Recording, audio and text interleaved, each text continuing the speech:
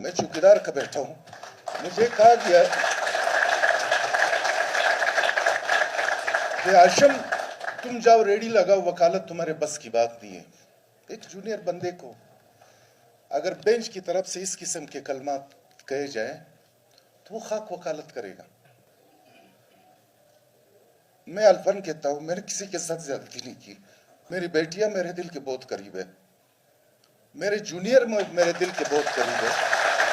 Junior मेरे सामने आता, मुझे अपने दिन याद आते हैं कि मैं यहाँ से नवाकिली तक पैदल जाता था। मेरे साथ बस का 1 रुपया किराया तो रात आने स्टूडेंट के साथ कंसेशन नहीं होती थी।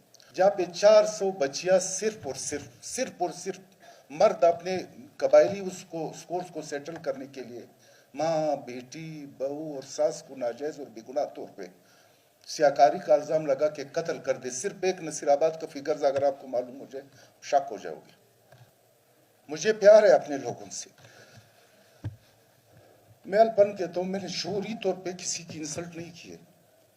जितना मुझसे हो सका कि मैं किसी का इज्जत नफ्स मजरू ना करूं। अगर शऊरी या लाशऊरी तौर पे मुझसे किसी की दिल आजारी हुई, मैं आपसे माफी चाहता हूं।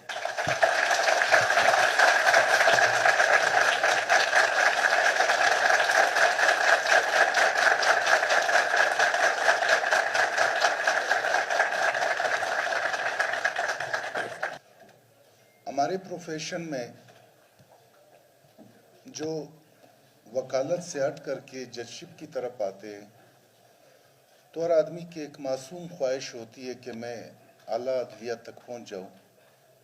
मुझे भी यकीनन खुशी हुई होगी, मगर अपने घर को छोड़ के दियार गैर में जाना,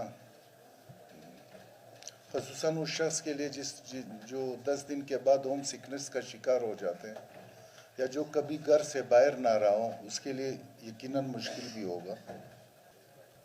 मैंने अपने टेन्योर में, मैं अल्फन कहता हूं, मैंने किसी के साथ ज्यादती नहीं की। एक चीज था, मेरी बेटियां मेरे दिल के बहुत करीब है, मेरे जूनियर मेरे दिल के बहुत करीब है।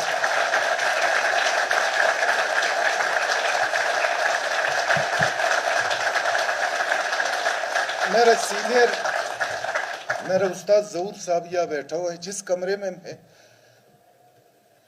मैं चौकीदार का बैठा हूं, मुझे कहा गया कि आशम तुम जाओ रेडी लगाओ, वकालत तुम्हारे बस की